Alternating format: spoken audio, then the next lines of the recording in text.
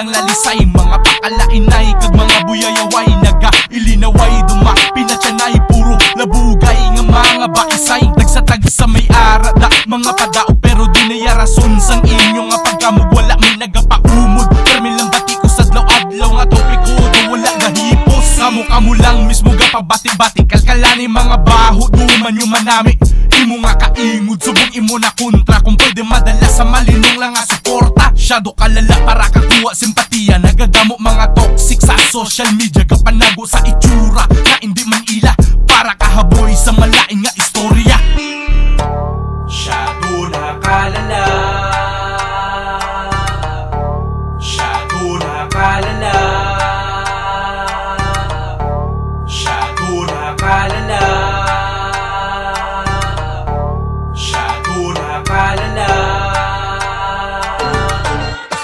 Ang inyong nagawi sa ilan nagabalik kag nakuha nyo pada nga sa oras nyo mag-usik. Matapos niyang tanan balik naman sa ordinaryo pero may aragunag ang inyong nga pagkamayo. Nabay lang ni nga tiyempo pero siya duka dumot. Di ka dahala ka sausaw kung di ka man ka isrot. Lakat nga karga burot puno abi bakod panilag na lamayo. Di nahala kumod naturalan na nga may ara depende yan. Kagabalo naman magpanilag ang tanan. Di puro kalainan kag bantayan ay mga obra. Mayo kada post mo mayara kada kwarta. Ilan na diskarte para magpatok ang magunsang kadaman para ngalan maglupok kung sinutuwa magdaog kabuhi ta mo manggapon. Di nakinanglan mag-away sa malain nga diskusyon.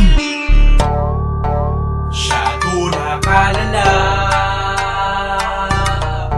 shadow na kalala.